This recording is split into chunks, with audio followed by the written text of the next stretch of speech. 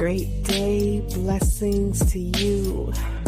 Thank you for tuning in to another episode of Behind the Eye of Kie with your host, Kiexiza Rodriquez, aka Diamond Butterfly. Make sure you tell a friend and bring a friend. And come on back every Monday at 11:30 a.m. to 1 o'clock p.m. Eastern Standard Time. Join me for some hot, candid, informational, and entertaining, sometimes funny, witty conversation about everything under the sun, from music to food to love and laughter, business, and maybe we'll just ramble and chit chat sometimes. I'm glad to have you. I hope you enjoy the show. Let's go.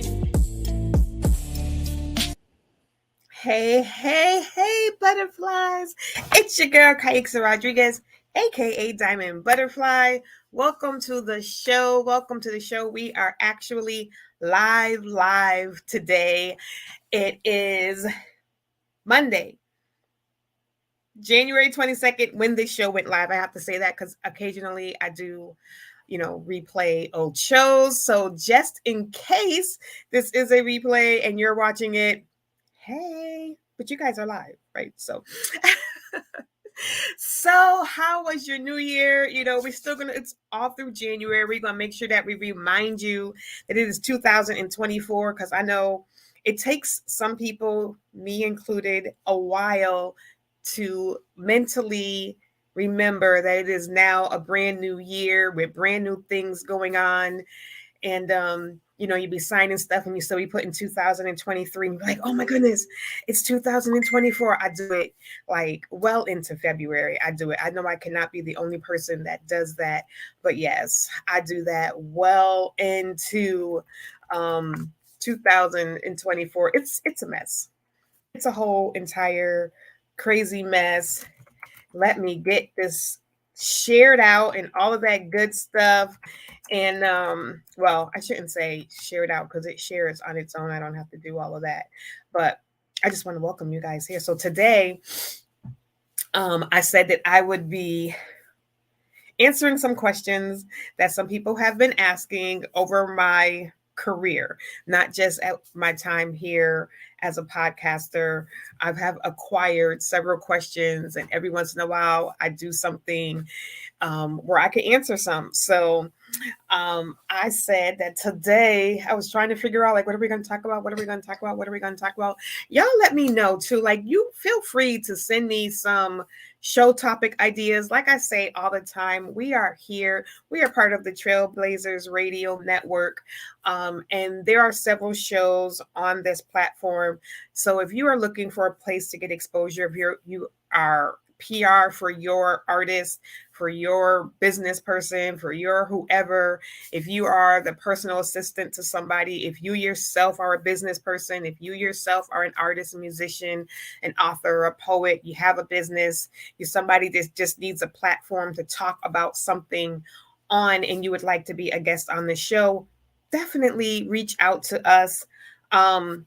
I will put the email in the comments unless Fred sees this and he can send me the email real quick, because there is a particular email for you to reach out to say, hey, I saw Diamond's show and she mentioned that you guys, how can I get on the show? How can I be a person on the show? Some people do charge to be guests. Some people don't. Some fees are smaller than others, but none of that should matter because, that's just life. You know what I mean? We got to pay to be on this platform. So some people you just have to pay. We don't have commercials and things like that just yet.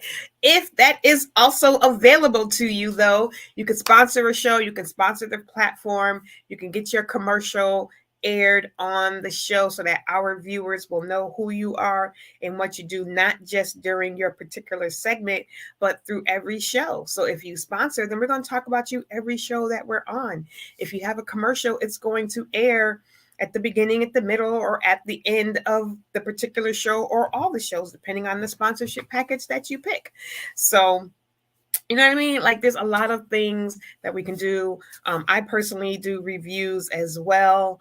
So if you have a product or something that you would like to be reviewed, I do give honest reviews though. So listen, if you're just looking for someone that's going to say, oh my goodness, this is fabulous, and that's not me. I'm going to tell you, I don't like it. I'm going to say, and I probably will hit you up first to be like, listen, I'm going to give an honest review. I really didn't like this because of X, Y, and Z. I always find something good. Let's just be honest. We've gotten some things in the mail or that we've bought that were just crap. And if it's just crap, I don't want to blast anybody like that. So I probably wouldn't review it if I just absolutely 100% can't find anything good about it. Like maybe it fell apart as I was trying to apply it, or it has whatever it is. I've bought some things that I was just like, what am I supposed to do with this? And then they have reviews that you can put, and then they try to block your reviews because they don't want the bad reviews. People just want good reviews. And I'm not that type of person. As an author, you can go to my page on Amazon and you'll see the good and the bad, the ones and the fives. Like I want to know them all because it helps me as an author to grow. Why didn't you like this book? What about it didn't you like? And like I've said, when T. Wade interviewed me, editing, when I first started my journey as an author, getting into the first question, what was my hardest part of being an author, was editing, was finding a really good editor that, one, I could afford, because editing is expensive as all get up. If you're looking for a cheap editor, I'm sad to report to you that you are probably not going to find one, because it costs. You got to remember, people are going through, and I'm talking about as like a nonfiction, as a fiction writer. I can't speak on anybody who does like poetry books or, 50-page books or 20-page books or anything like that, or nonfiction or cook. I don't know. I'm a fiction writer. My books are over 300 pages at 6x9, at the 6x9 size. They're 300, or I think book 2 is like 250, something like that. So I write over 200-page novels. Okay. So for me, that's going to cost me like $1,000.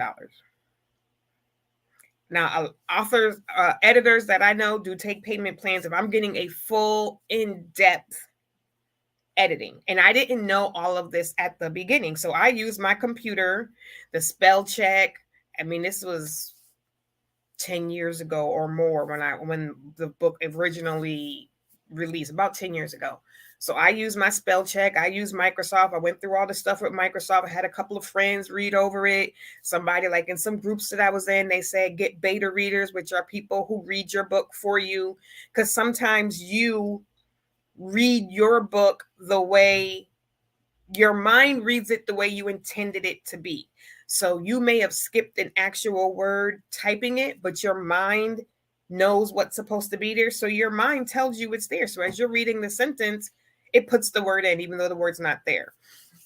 Or it's misspelled, but your mind knows what it is supposed to say. So it reads it to you the way it's supposed to. So that's why it's really not a good idea to edit your own book.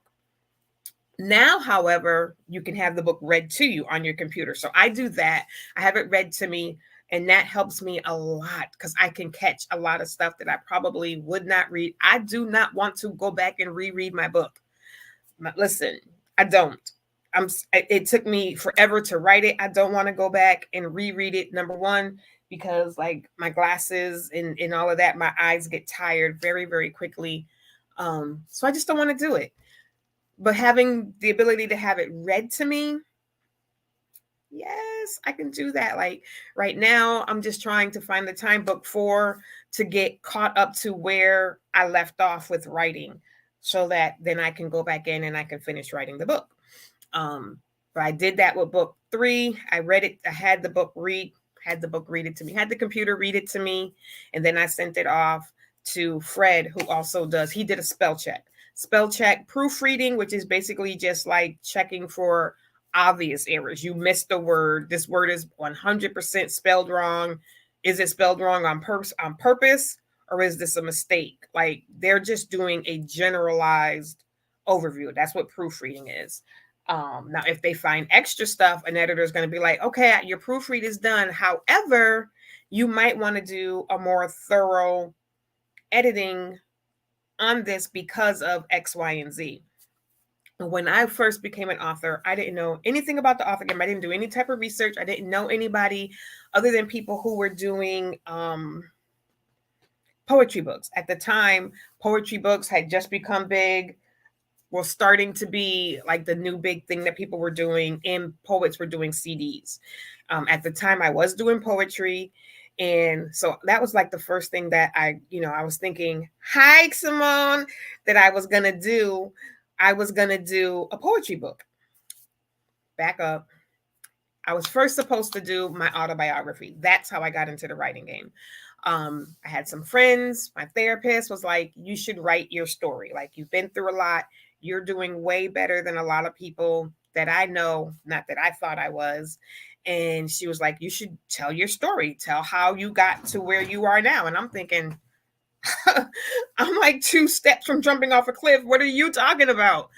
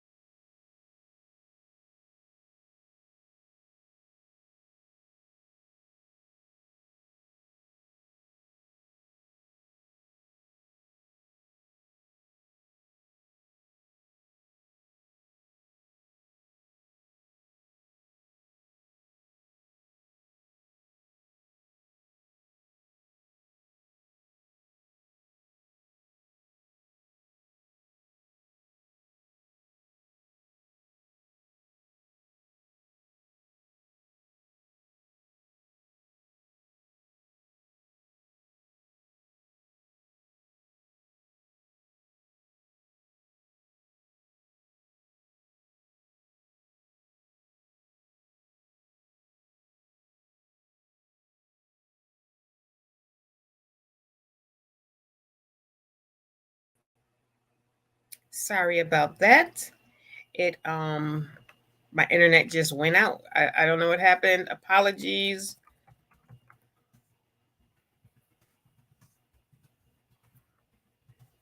This is why I have been doing reloading old shows the past couple of weeks, because I've been having issues with my internet.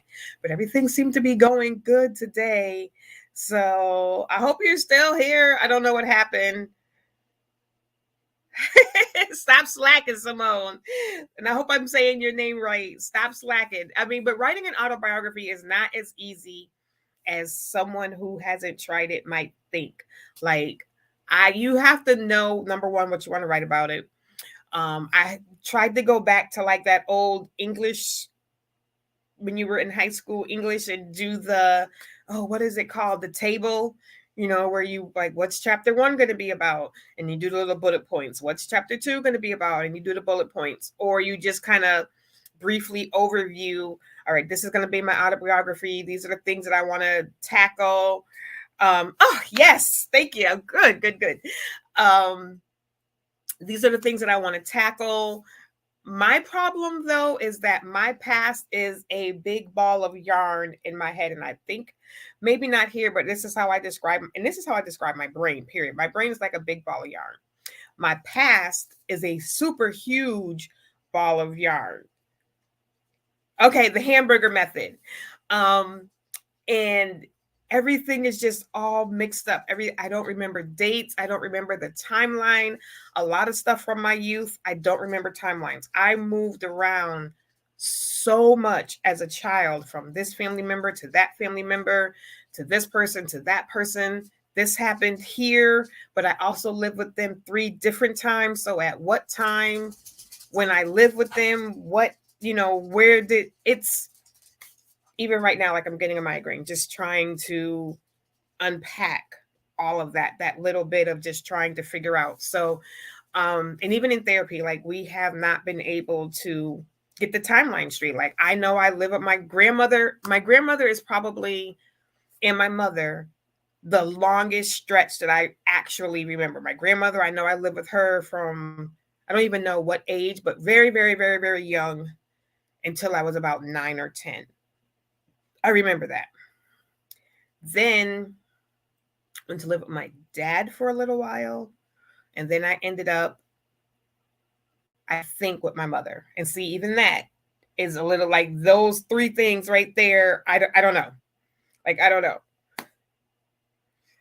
It's so hard. Like, trying to go back, people don't understand, Simone, how hard it is. I mean, like, unless it's something that you like, this is why it takes some people years to do their autobiography, because you've got to go back. You're telling your story. You want to get your story. This isn't a fiction. You want to get it straight. And you don't want someone who knows the facts to read your book and be like, girl, you lived here in 1965 and you said you lived here in 1969. Like, you want to make sure you get it right. So that was one of the reasons why I had a difficult time doing it. Then I couldn't figure out how to do it. Like, do I start as a little girl and then progress forward? Do I start as an adult, like I'm the adult, and kind of do that how they do in the movies, like flashback? Do I jump in as me from time to time and then flashback or flash? Like, how do I do it? So people say just start writing. Just start writing. Whatever it is. It doesn't even matter if it makes sense. Doesn't matter if it's, right timeline wise. Just start writing something. So that's what I did. I just started writing something, and it was way too painful. I couldn't. Every time I would start to write, every time I would start to get to the juicy parts, I would break down. I would have an anxiety attack, and I couldn't do it.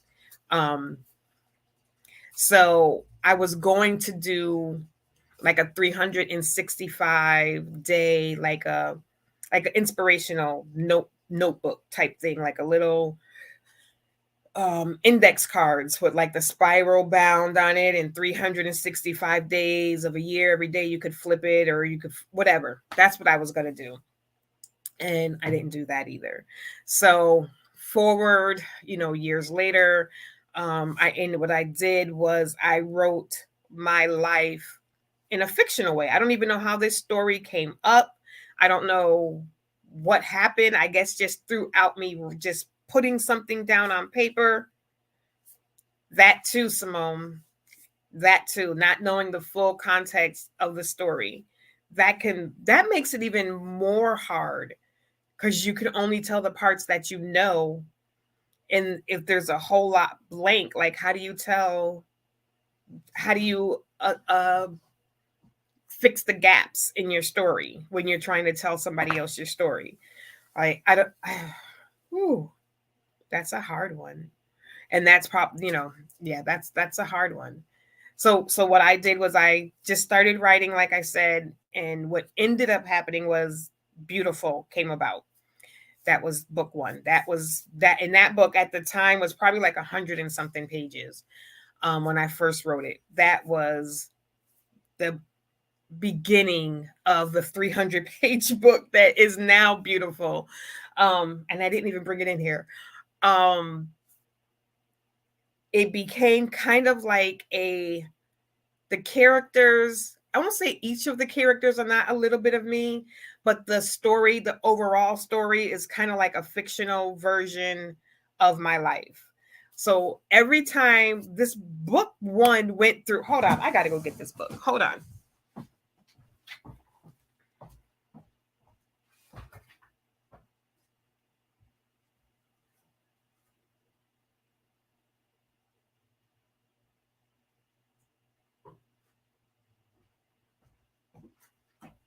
Okay, so we lost everything. We used to live in Virginia.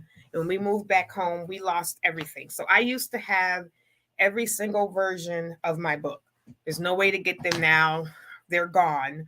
But the very first book that I did, the very first cover, I should say, was this night. It was really dark, but it was supposed to be the silhouette of a woman. Like, imagine me here, and they put a spine, like a book spine, through the middle of me and wrapped me around the book. So on one side was like one half of the woman, and then she just wrapped around the book and she was sitting. So I thought that was cool. But when I got the book, it was so dark. Like, it was dark blue, dark blue on black. She was in black and the background was like a super, super dark blue. So you could barely see her. I was like, that's not going to work. So then I switched the cover to this like light bluish turquoisey, because that's my favorite color, blue brick wall with a woman's face, I think, was on the front of it in outlined in white. That was cool. It was just a template from the POD, which is print on demand company that I was using at the time. Thank you, Simone. And then I had a friend inbox me and was like, oh my goodness, girl, your book is out here in California. I'm like, how is my book in California? And then she was like, no, oh my goodness, I saw the book cover and I thought it was yours. And she sent me a picture. It was a different author. We must have been using the same POD, picked the same cover layout. And then an author here in my city, one of my good friends, her poetry book had the same book cover. So I was like, oh gosh, I can't do this. This is, I didn't know that other people, not knowing, could use the same layout. Like, here's a picture of a book cover. You can use it, but anybody else can use it as well. So yeah. And how the book evolved was every time I went back to do something, I was rereading the book. Because at the same time, I'm also getting people saying, hey, you might want to check your editing. Hey, you might want to check. So I'm going back and I'm rereading. And then I'm wondering why I wrote this sentence like this, why I did this. So the book kept growing by like 10, 15, 20 pages every time I would go back in and touch it. So I put a picture of me on the cover. I was like, forget it. I'm just going to put my face on the cover. I don't want my face on the book, but nobody else is going to have a book but my picture on it. So that's what we're going to do. It was not the best of pictures. It was blurry. It was super pixelated. I ain't know. I just took one of my favorite picture that I got a whole bunch of likes on, or people said they liked, and boom, that was the cover of the book. I didn't know. I had no idea writing a book was, because all you see is like people they just drop in books. And this was at the beginning of a normal everyday person writing a book, right? So now this is book 3. This is the 3rd cover. So someone was like, no, you should there's people who do book covers. You should get someone to do your book cover. And I was like, oh, there's people who do book covers? And they were like, yeah, I'll connect you with my person. So they connected me with their person. Her name is Donna Osborne Clark. I am not sure if she still does it, but if she does, she's amazing. I couldn't find her on Facebook anymore, but her website is still up. So, but her name on Facebook is Donna Osborne Clark. And I think her website was Creations by Donna or Creation by Donna. One of the two. Creation by Donna or Creations by Donna is her website. And she's done like magazines. She's done really big stuff. So it was like $250 to get a book cover, which didn't seem like a lot to me, but it did seem like I was like, $250. Oh my God. But she's very precise. She's very good at what she does. You know, she takes into account, she can't do it until she's not just giving you a picture to upload. She's giving you the whole back, the spine wrapped around. So she needs to know when your book is done, how many pages it is, all of that good stuff. She's going to give you, she was giving us, the JPEG. She gave us a lot of stuff that came in that package for the $250. So the problem was, though, that I didn't know to ask for her to like airbrush my picture. So I picked a new picture, another nice picture. I picked a new picture. And so now we're on 1, 2, 3, 4. We're on 4. Book cover number 4, right? So we get that. She does that. And then like a year later, someone says, why don't you should ask her to fix, like airbrush your picture. Cause I didn't know anything about that. So I asked her, she did it. So we upload the new picture again. And I don't count that as 5 because it's the same picture. It's just, I look better on it. So, but the page count did increase a little bit more. The page count definitely went up. And then I was like, you know what? I'm done. I want a book cover that reflects the story. Like, this is just too much. I want a book cover that reflected the story that I was telling, the characters on the cover. So I talked to her, still working with her.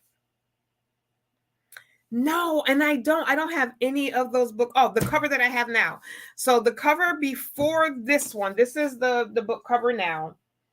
The cover before this one, Donna did. It was 3 people. It had the flower. But what it didn't have, this person was missing. We could not find, we used her, we used him. These are people that I know. I wanted people that I knew on the cover. I didn't want to do stock art. I didn't want to use any pictures that someone else could also use, because if you use stock art, they're just people who are selling their pictures. So anybody can use those pictures. Anybody else can buy it, put it on a magazine. Anybody else can buy it, put it on their book. I ran into issues, not me personally, but I knew authors back then who were using the same girl on the picture. Like, several authors were using the same girl, the same pose over and over and over again. So there's like 50 books out with the same girl in it. And I'm like, no, that's not what we're doing. So I asked a couple of friends, hey, would y'all like to be on my book cover? And they said, yeah. For some reason, finding a guy with locks was like the hardest thing in the world. And at the time, remember, this is like 2011. So this was probably like 2015. Not that long ago, but long enough. No, before that. No, I don't know. But it was somewhere between 2000 and probably 7 and 2015, somewhere in there. The stock art for Black men with locks, or black, I call them locks. Some people call them dreads. I don't like calling them dreads, but were terrible. The selection was, they all looked horrible. Sorry to anybody who had their pictures out way back then, but the pictures looked horrible. They looked like drug addicts, really. They looked disheveled. They looked dirty. I'm like, okay, so is this the only? And she sent me to like different stock art websites to search this up, and she was searching, and she was like, I can't find anything that I would want to put on this picture on your book. Like, he's a bad guy. Like, this character is a bad guy. He is. I mean, but people play bad guys all the time. Doesn't mean you're the bad guy in real life. But he's a guy who has money. He's an ex-basketball player. So he's got money. He's wealthy. He has businesses. Like, so he's not going to be on anywhere looking disheveled and dirty, and his locks are all crazy looking. It took me forever. Like, I was posting every month. Like, I just need a Black man with locks who wants to be on my book cover. Oh, I got a cousin. He'll do it for you. Would never hear back. Oh, my brother. Will never hear back. Oh, I'm down. Would never hear back. So I was just like, you know what? Forget it. So what we ended up putting this Italian looking guy on the cover, because we couldn't even find a decent, just like Black man picture to go on the cover. And like, at that point, I had my 4 friends, and I didn't even have the 5th. The book is about 5 people. It took me forever to find the 5th character, and it took me forever to find this character. So he is somebody that I know. He's local. He's actually a musician. He's a rapper. His name is Toonleaf the Rambler.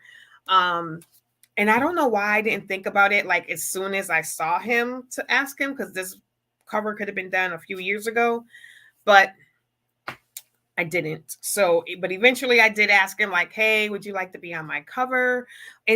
But even throughout social media, like, I was still posting, looking for a guy with locks to be on the book cover, and nobody was reaching back. So, and I knew several.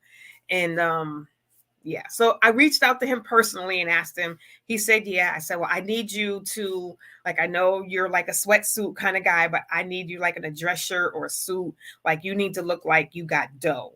Like, I need you to really look like you think a ball, because he's got the height. So he did that. I had to redo the whole cover. Shout out to Canva. Listen, Canva, this is, if I had I don't even know if I still have the original book, but it looks pretty close to the original cover. And then I just used with Create Space, I just used Create Spaces. They have templates, but they're not templates. Like I can put my own picture in there. So it's not like somebody else. I can just decide which of their templates. So their templates are more like, where do you want? In this template, the title would be here. In this template, the title will be here. In this template, the title will look like this. So that's kind of what their templates look like. So I had to pick which one, or you could just upload a picture. So that's what I did. I did this. I put everything the way I wanted it. I uploaded the picture. And then I just put in my information for the back of the book and the spine of the book. Whew. So that was done, right?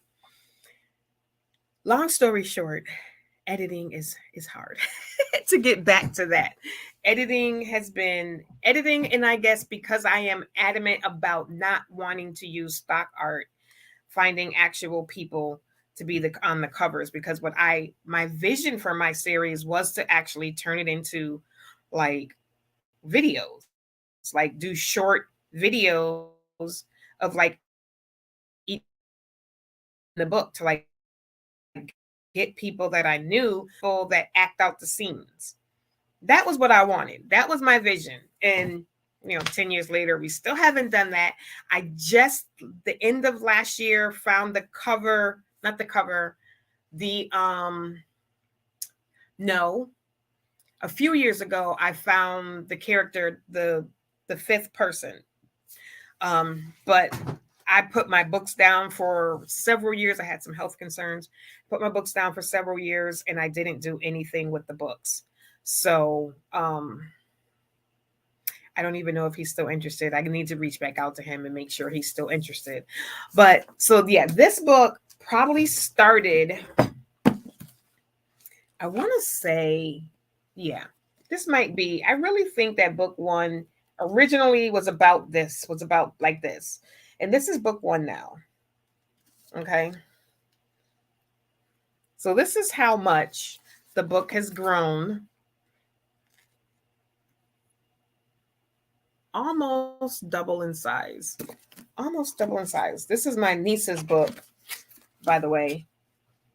This is called Chingo and Jewel by Trayana Carter. This is my niece's book, by the way. Make sure y'all head over to Amazon and check her out. Her book is 265 pages. Is my book over 300 pages? Wait a minute. Hold up.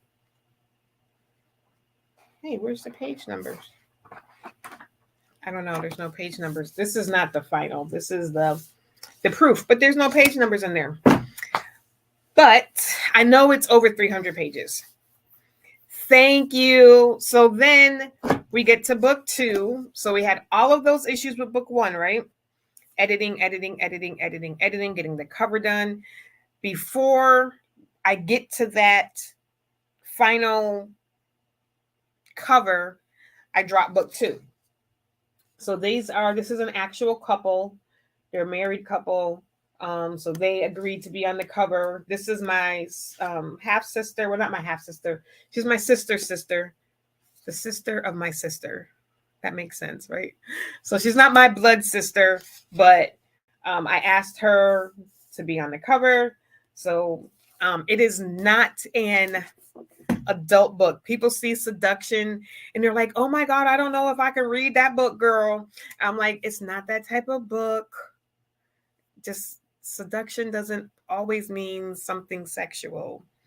You could be seduced by your dreams, your goals. It just means something that pulls you in away from whatever else it is supposed to be. I mean, you could be seduced by a piece of cake, girl. You know what I mean? Like seduction doesn't always mean sexual. So this is not an erotic book. Okay. This is not an erotic book, but, oh, and I got to fix the back. Look at, it's tiny. I can't even read that. But this was book two. And so I ran into a lot of the same issues. Editing. Like a lot of my reviews. And I leave all of my reviews up unless people are like downright disrespectful. Like you can tell me that I have issues, people always blame the author. First and foremost, they always say, "Who did your editing?" Or you must not know the English language if you put this book out. Like, we pay people. If we knew how to do it, we would do it ourselves and save ourselves hundreds to thousands of dollars on editing. You go to a hairdresser, you go to get your car done. If your car falls apart, people don't blame you. You know what I mean? Well, I guess they do blame you because you didn't take care of it. But listen, I paid money to get the editing done, and then there were still issues. This book had like the most horrendous thing left in the book. Like, so one person said how you put the author's name in the book for the character's name. So I'm like, what?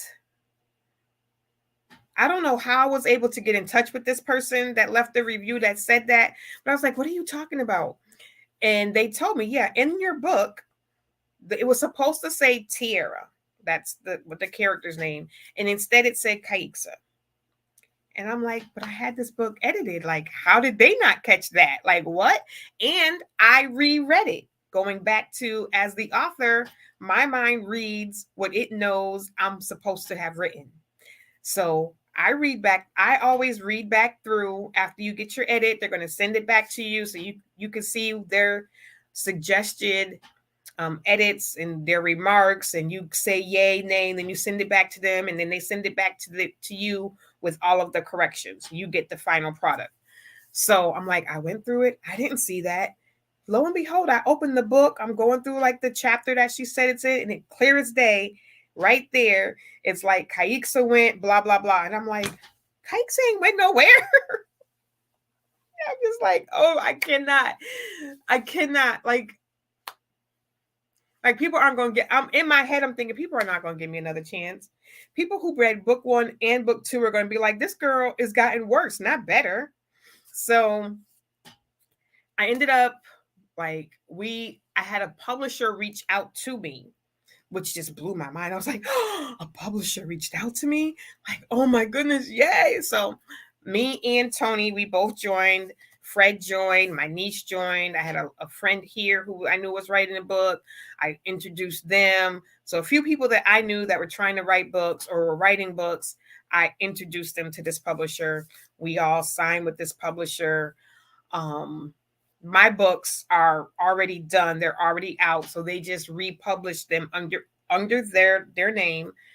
They do another edit on the book, make whatever changes they think need to be changed, leave the covers as is, and then republish them.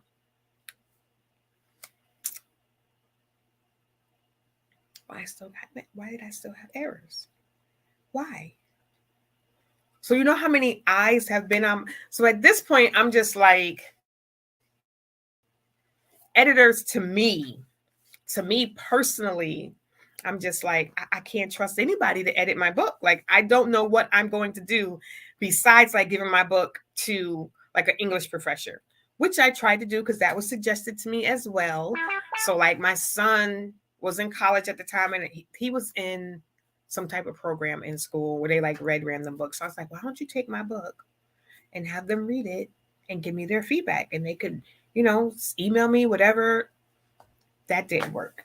Like, I just feel like at every turn I was just getting either closed doors or doors that opened and then shut back, and I never heard back from anybody afterwards. So it was just a consistent like, what is going on? What is going on?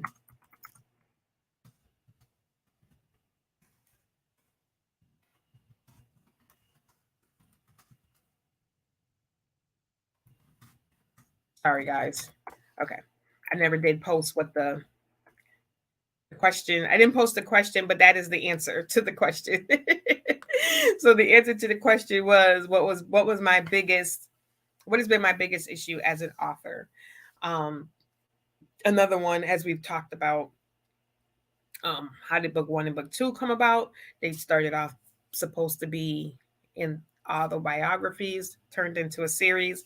Book 3 right now is just waiting for me to get the picture with the characters because um I have all three characters now. This was another one where there was that one character. This book 3 has been done for years, and I've just been trying to get that one character. And I didn't want to go through the same process that I went through with book 1 all over again. I didn't want to go through changing the cover, changing the cover, changing the cover, change. Like I wasn't going to put the book out until I got the person. And I didn't want to use stock art. And I'd never even looked for stock art for this particular character. And it's not a hard, like I just needed race unimportant, age really important only up until you had to look like you were in college, like an older college student, like maybe like not 18, 19, maybe 22 tops. You had to look like you were like 20 to 22 tops. And like you could be in college, you know what I mean? So throw a sweater on and grab some books and sit down and take a picture. You know what I mean? Like that was it. One guy was going to be the good guy in the story. The other guy was going to be the bad guy in the story. One guy had to look like he was an artist, like a hip hop artist, and the other guy had to look like he was the good guy. And that was it, or the bad guy. That was it. And then the girl was a college student, young college student. That was it. That was all I needed. And it took me forever. It took me forever. Like last year, I got those two people. I mean, I did have one person. I did have the picture for the college student, but then that fell apart. So I mean, for the young lady, I had her, and then it just fell apart. So I'm like, okay, so now we got to find some more people. So that's what we did. And I finally found the last person. Now it's the new year. I said we were going to wait, get through the holidays and all of that. Now we just got to mesh everybody's schedules so that we can get pictures. Or I would love to get pictures with them together because I think that just helps with promoting the book. If I can get, different pictures with them, engaging with each other, to kind of tell the story through pictures. And then if we get some single ones and we can just throw them together on a cover and, position them and all that good stuff, that works as well. So that's book 3.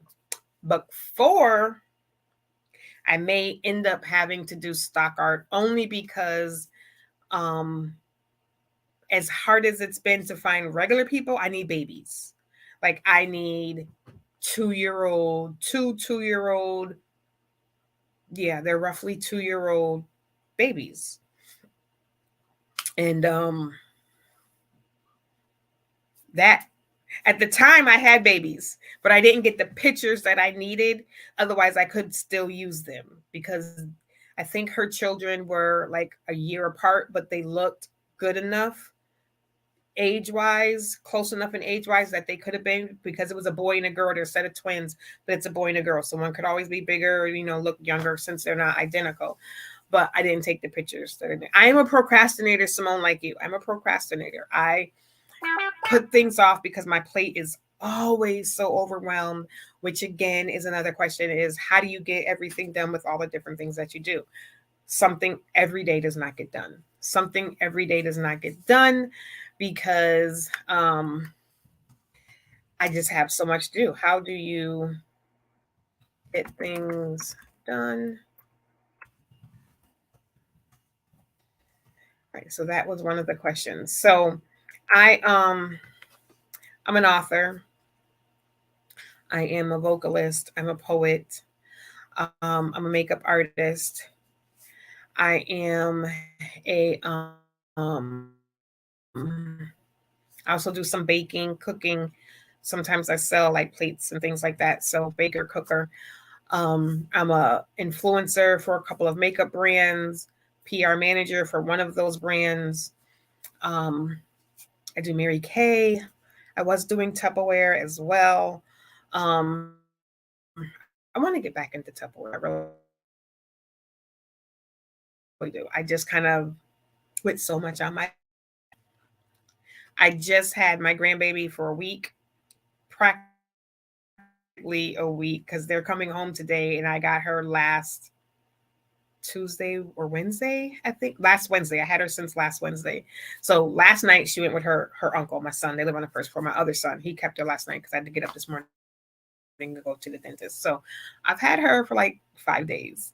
Listen, To you grandparents out who can handle taking care of your little babies, I give it to y'all. Because listen, your girl is beat. Your girl is beat. Okay. And she was good. Like my son and his partner, they'd be like, she'd be up all night and I could hear her, she'll be crying and stuff. And I'd be like, she wasn't doing any of that with me. Like she was pretty good. She just, they don't sleep all. She's only 2 months, so they don't sleep all night yet.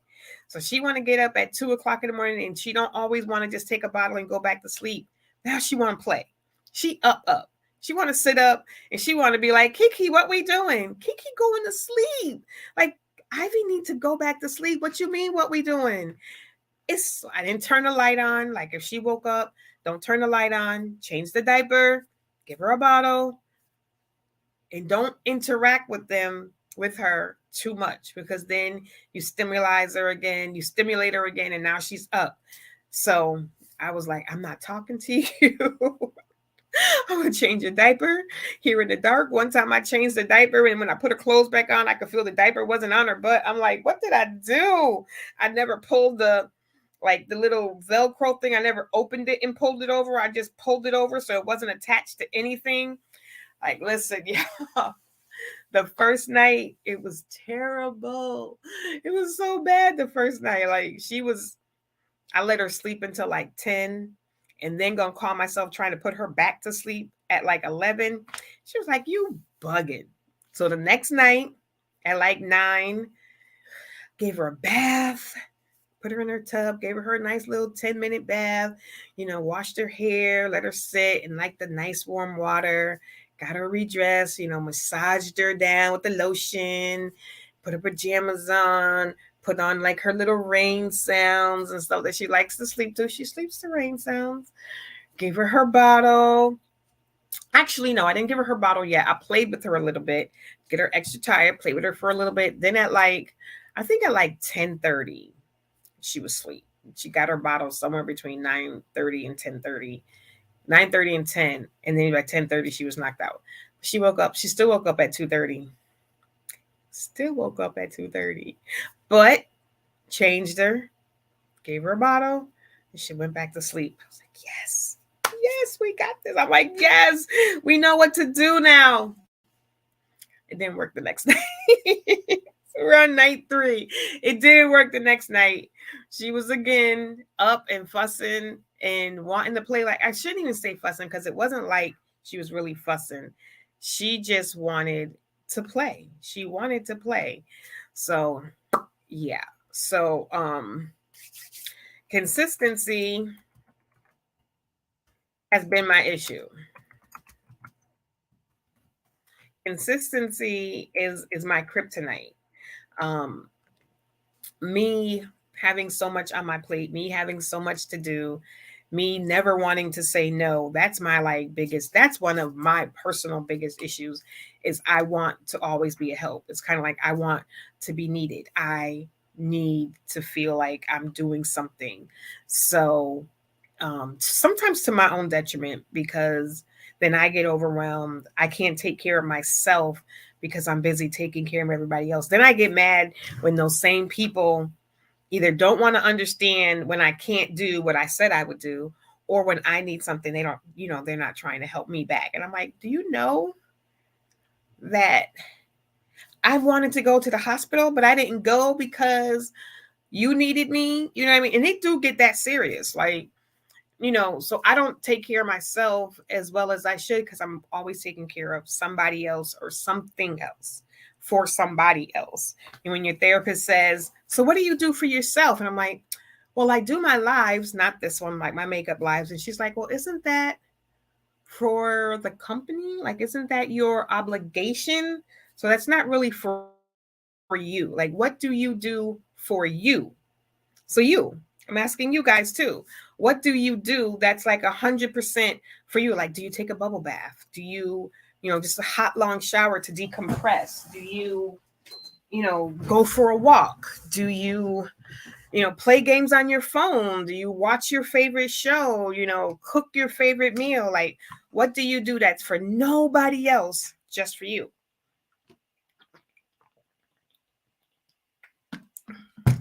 And I had to sit and I had to think about what I do that is just for me. Because I don't do a lot that is not tied to somebody else, that's not tied to some other obligation. Like even working on my music at the time wasn't even just for me because it was part of my obligation to the label I was on. Um, Writing the music is for me. Listening to music and writing, that is for me. Listening to music is for me. Even though I love helping my husband record his music and stuff, that's not for me. That's for him, right? Cooking is my love language. I love to cook. I love to see people's enjoyment of the food when I cook it. That is something I feel like is for me, but at the same time, I feel like it's an obligation. Wife, mother, you cook. That's what we do. Not all women cook. I'm not trying to put that out into the universe that it's a woman's job to cook. I feel like it's the woman's job to cook because I love to cook. Because I love to cook. And because sometimes when we speak and we say what we like to do, people expect you to do it, right? People expect you to do it. No one in my house expects me to cook. My mother often offers to cook. If I don't cook, my husband doesn't come home like, "Where's dinner? What am I supposed to eat?" He's not like that. If he sees that I didn't cook, he'll just go make him something to eat. It's no big deal. Um, but for me, that I feel like is as sometimes obligated as I feel to do it, I feel bad if I don't do it. Like because I love to cook. Like if I could cook for people all day every day, I probably would be happy. No, I wouldn't because there's other things also. I'm a creative person, so this is probably why I need to keep my hands need to be right. I do have ADHD too. Like my mind is always going, which is why I don't sleep. Another reason why I can't get things done because I'm not sleeping. Another reason why with the grandbaby, I'm just like, please go to sleep because my body finally wants to go to sleep and you want to be up talking. Like she legit wanted to be up talking. Like she wasn't crying. She just wanted attention. Like she was just like, talk to me, Kiki. What's going on? How was your day? She's only 2 months. Like, I don't know what she was saying, but she literally just wanted to talk. And I'm like, girl, I'm not stimulating you. I'm not having this conversation with you. You need to take this bubble and go back to sleep. um, yeah. So, like, listen, if there's anything that you would like me to answer, if there was anything that you would like to know, let me know. So, you know, this is not my first podcast. That was another question. You know, is this my, let me see, is this not my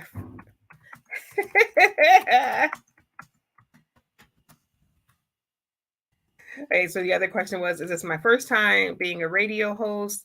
And no, it is not. Tony and I did a show, well, not even briefly, for a year, maybe a little bit longer. When we first got together, so back in 2010, I want to say, we did a radio show on Blog Talk Network. We actually won an award for that for doing that show. And we interview people from all over the world. I miss that show. I wish we'd never stopped. We'd probably be huge right now.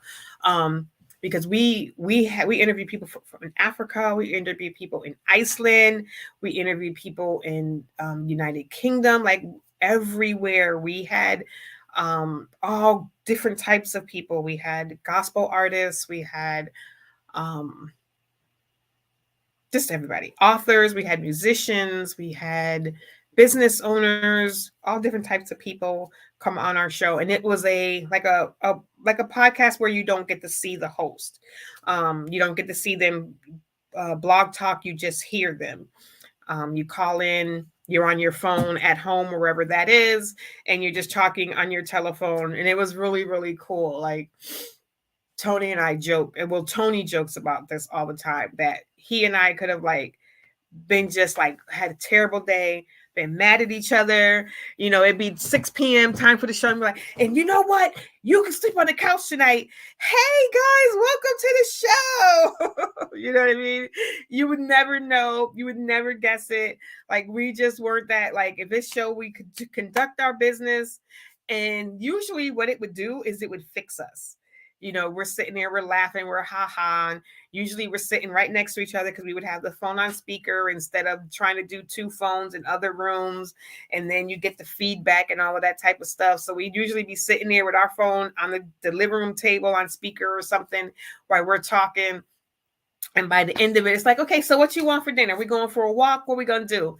We be cool. I totally, totally, totally missed that show.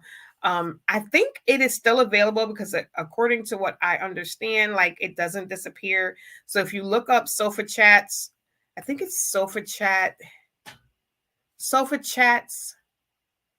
with T and K, I think is what Sofa Chats Radio, maybe with T and K. If you come back to, if you're on YouTube, if you're watching through YouTube, either on Diamond Butterfly or Trailblazers Radio or Diamond Star Entertainment on YouTube, I will put it in the comments. I'll also put it in my comments on, let me see, it's on my Facebook page, Kiexiza Rodriquez, and then it's on the Trailblazers Radio Facebook page as well. So I'll make sure Fred drops it in there when I'll get the exact link if anybody wants to go and check it out. Like I said, it's on Blog Talk Radio is the website. Whoops, I can't spell. Blog Talk Radio is the website. And our show was called, I really believe it's like the same show that we have now. We just kept the same name.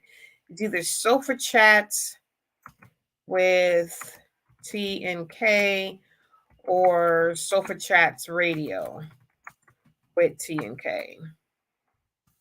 But if it's, that should pull up something. Like, if you put in Sofa Chats with T and K, it should give you some ideas, and you should be able to find us through one of those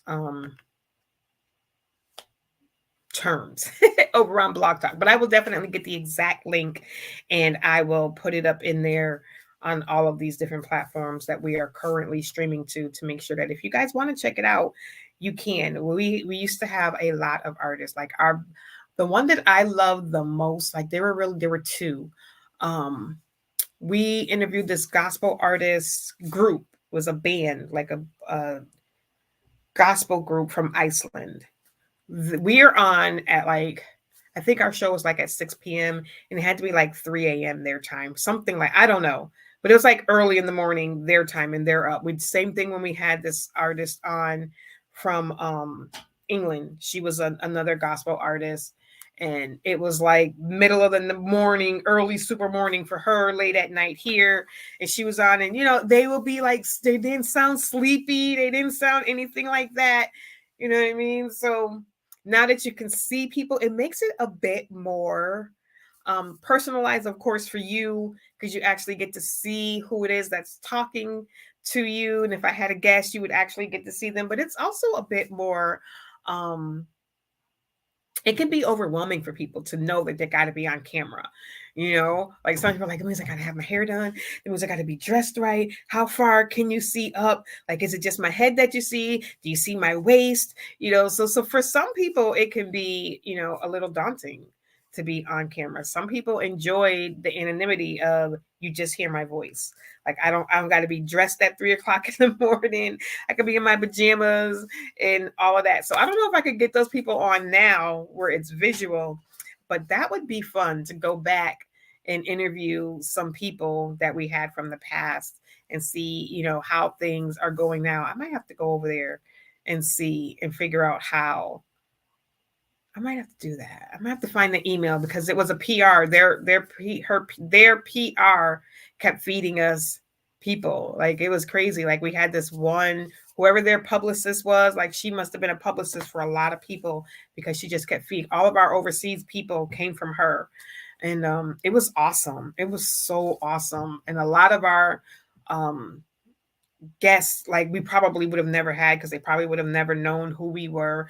But we had like really unique, different types of guests. So like I missed that part of it, like so which is why we always wanted to bring the show back.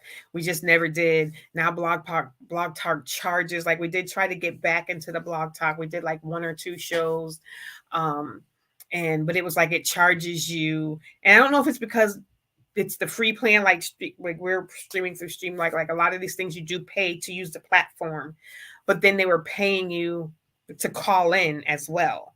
So I don't know if it's because when we went back we were on the free plan.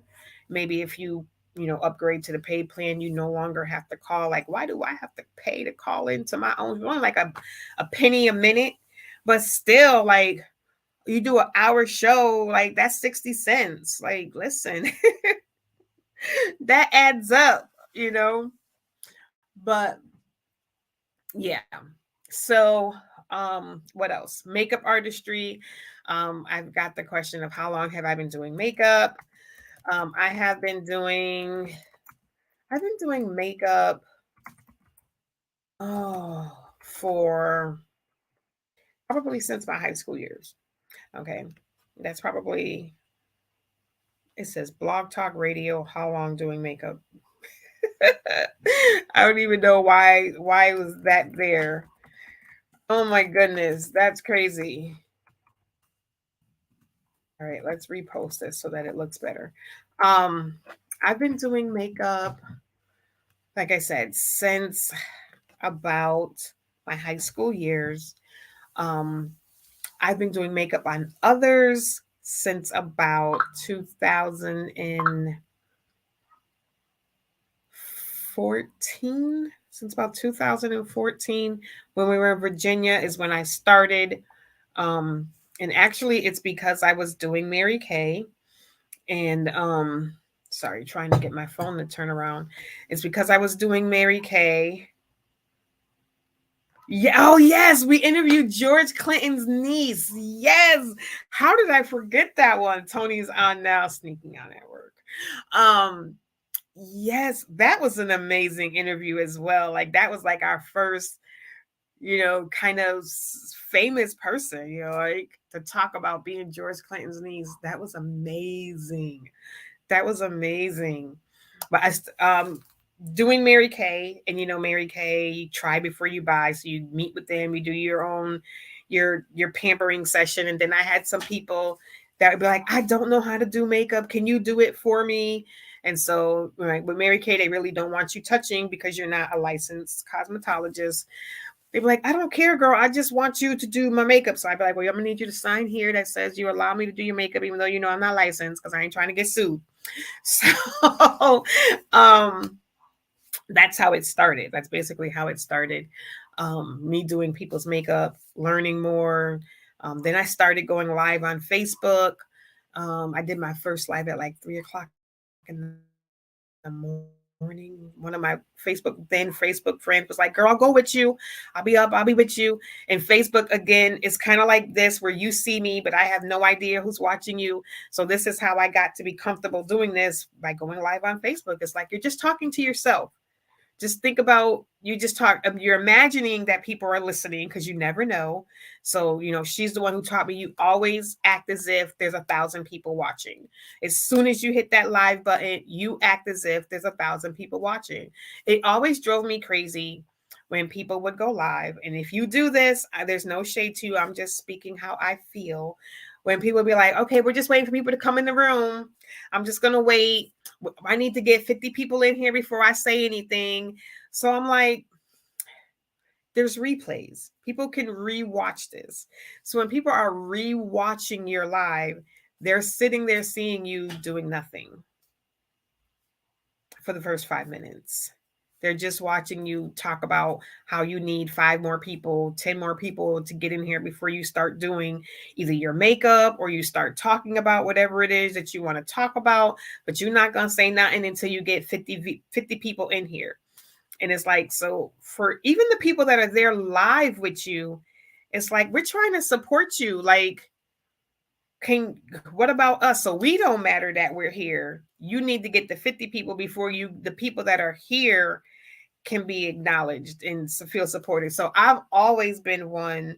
When she told me that, from the moment I hit live, I'm acting like there's 1,000 people in the room. I'm going to be upbeat. I'm going to be happy. Unfortunately, as time has gone on, I've had a heart attack, some other medical issues. So my brain and my mouth don't always work. So if you watch me a few times, you know that I get tongue tied. I get hung up on my words. I don't remember what I'm saying or what topic I was on. I think that just adds to the fun. Just adds to the fun of the live. You know, it's 100% authentic. This isn't some, AI or anything like that. This is all me keeping it real. But I've always been that person. You're never going to hear me um speak to you like you don't matter. Like there's not enough of you here for me to do what I need. Like I came on here to go live, but there's not enough of you in the room for me to do what I came here for. Y'all aren't important enough for me to do it. I need more of you. It's not worth my time. Like I'll never act like that. Even if I'm live on like say TikTok or Facebook and I'm like, hey, please share it out, I'm still going to keep going. Like if nobody shares and nobody else pops in, there's been times that I've done lives and there's been that little button that says the amount, like right now, it tells me how many people are watching, how many people have hearted. I can see the comments. Like there's been times that I've been live on Facebook. If you've ever been live on Facebook or live on TikTok or live on Instagram or anywhere that you can go live on YouTube, and there's nobody watching, nobody pops in and pops out, but I'm still going to give the same energy because number one, I know you can replay. So you may not be here right now, but you might come back and you might watch later. And I don't want you to see me sitting there like, so I guess everybody was busy. Like I don't want you to feel that energy. Like I want to be, so y'all pop in and be like, I'm gonna be like, yeah, girl, cause when we went da da da da da da da, and then y'all can see that there's no comments and be like, well, who was she talking to? Because nobody was watching, but I don't care because I'm doing this as much for me as for you. This helps me to get out of my shell. Okay, this helps me to learn public speaking. This helps me with my fear of speaking because it does get quite overwhelming when you have to worry about every time you talk if it's going to come out correctly. Is what you intend to say going to be what you say? Is the thought in your brain going to make it to your mouth and escape your lips? Can you even get the thought in your head? Like, I want to talk about that book, but my mind can't remember the name of the book, or I'm going to get tongue tied trying to say the name of the book. It becomes like a consistent think about what you're going to say before you say it, then you miss what you're currently saying. It's crazy. So these things are as much for me as they are for you. So I'm going to give it 100%. I'm always going to give my best. I'm always going to give it my all. I'm always, always, always, always going to do that. Even when I feel like crap, even if me and Hubs have been like, we are still going to give you 1,000% of our energy because, it's like being an actress, or it's like being an actor, or it's like, you go to work. Well, I can't say that because some of y'all go to work and you bring your problems with you. Like ain't nobody at work did nothing to you, and you at work taking the person on the bus that stepped on your toe, you taking all that anger out on them. I'm not gonna do that because y'all ain't did nothing to me, and I love y'all, and I need you here with me. But okay, so that was how long have I been doing makeup. So yeah, and it's like I said, it's just evolved over that. I would love to do it a whole lot more than I do it. Because my passions are writing, my passions are doing makeup, because I love to do things that make people feel good. That is what I love to do. So cooking being my love language, I love to feed the soul. Like my books feed your soul, my food's gonna feed your belly, and then I'm gonna make you look pretty on the outside because you might feel like crap on the inside. So full belly, something to read, and now you look in the mirror and you be like, "Oh, girl!" And it could be something as simple as what I got on today, which is just basically just a little foundation, like nothing else. I didn't do my eyebrows. I got a little bit of liner on, and that's it. My lip gloss is gone. You know what I mean? That's it. The super, super, super soft slay to the super bold. I do it all. My eyes are getting a little bit bad though now. I need to start wearing my glasses more than I do. But like if I could do those three things for life, write, cook, and do makeup and make good money at it, I'd be overwhelmingly happy. I'd be so happy because those are the three things that I do for me that make me happy. They make me, or those are the three things that I do for other people that make me the most happy. Other than now taking care of my granddaughter. But like I said, listen, whew, and she's only going to get more energy. So I'm trying to get myself into shape, trying to lose some weight, trying to eat healthier, trying to be more positive. Like I said, this is my year to like throw all of the fear and the doubt and the self disbelief, all of that stuff out the door, putting it out the car, throwing it out the window, locking the car and driving off and just letting it sit wherever it's at. Like you stay there. I'm not coming back for you. I say it every year, but this is the year. This is the year.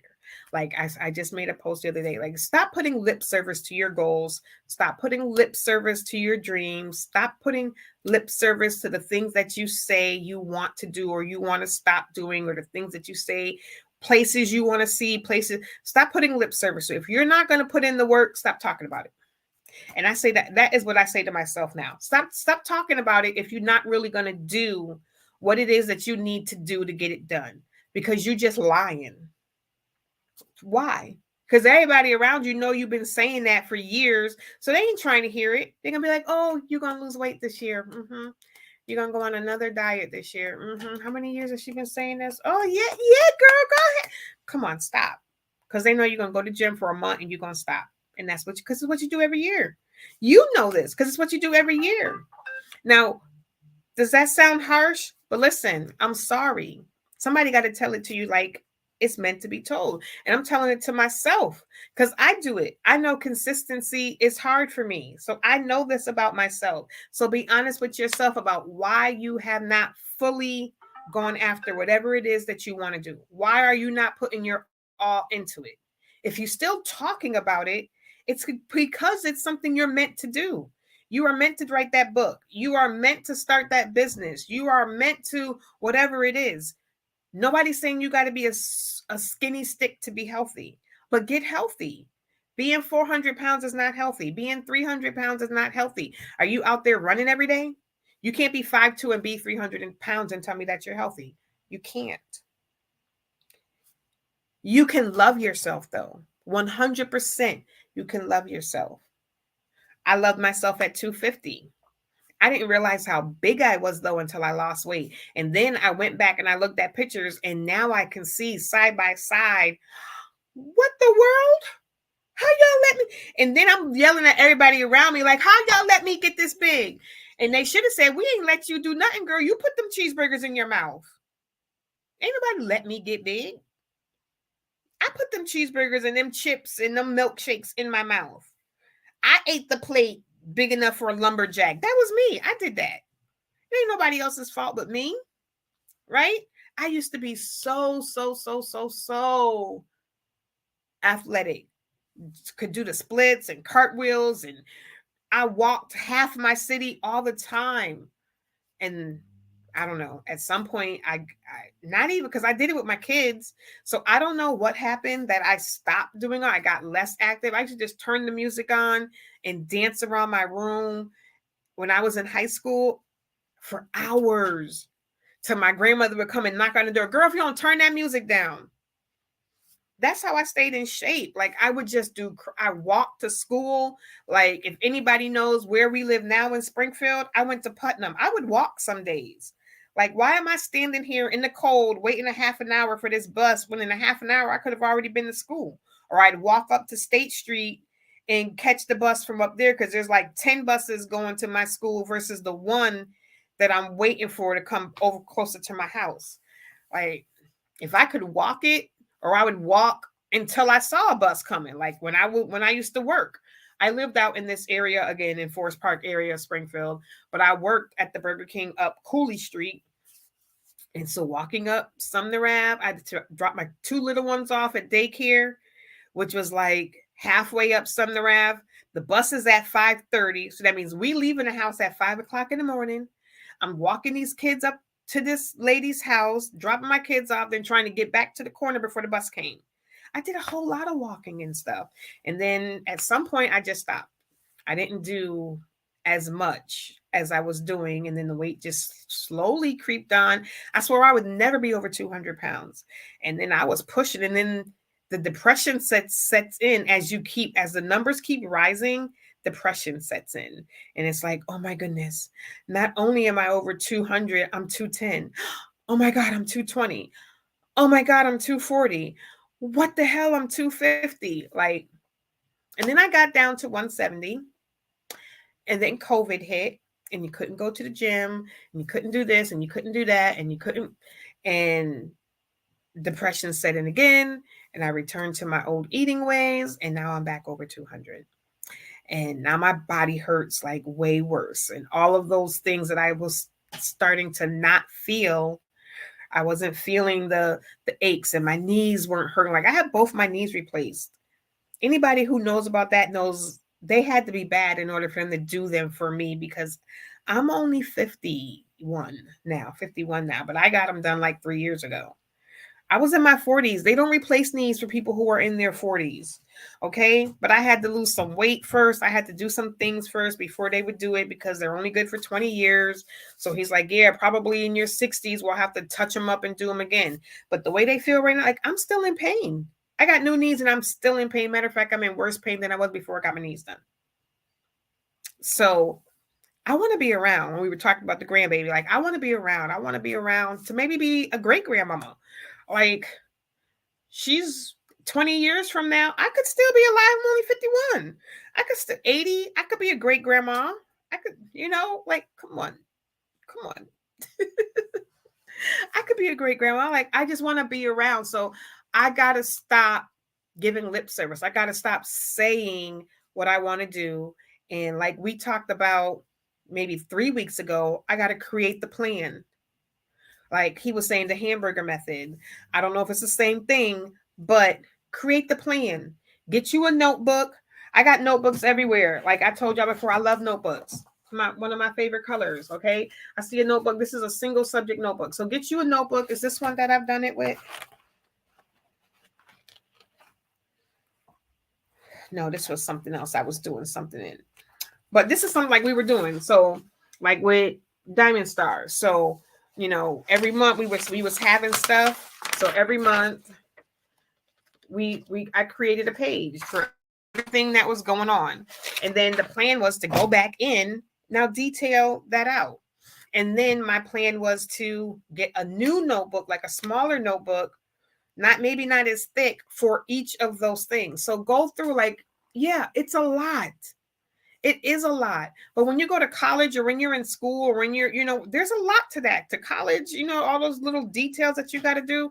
Your life should be detailed. You can't fly by the seat of your pants with everything and just wake up, oh, what am I going to do today? Not if you have goals. Not if you have things that you want to accomplish, because you need to know where you are going. You're not going to hop in your car and be like, I want to get to California, and you've never been to California, and you're not going to get your phone out. You're not going to know how much gas you need, how much that gas is going to cost, what the best route is. Like, no, you're going to figure all of that out so that you have how much you're going to know. I need $200 for gas. I need this amount of money so that we can have food along the way. This is the highway that we need to do. You're going to throw your MapQuest on. You're going to do that stuff. So you got to do the same thing with your goals. And we have different goals, right? So get one big sheet of paper, put it up on your wall somewhere where you can see it. These are my goals for this year. 6 top things. I don't know. The 6 top things you want to do this year. Maybe even do a 5-year plan, a 3-year plan, a 1-year plan, and then break that 1-year plan down to 6 months. Okay. I need to have this much stuff done by 6 months so I can meet my 1 year goal, which means I can now work on my 3 year goal. Like, we don't want to do the work. We want to just say what it is that we want to do and then have it magically happen, or do the most minimalist effort and get the maximum results. You can't go to the gym 1 day a week and expect to lose 50 pounds in 2 months. Make it make sense. There's not that much working out in the world, because you would literally be sore the other 6 days if you tried to work out for 5 hours a day, and you still wouldn't. Because then if you're going back home and you eating all the same crappy food and everything, how are you going to lose 50 pounds in 2 months? We don't want to do the work. The work is tedious.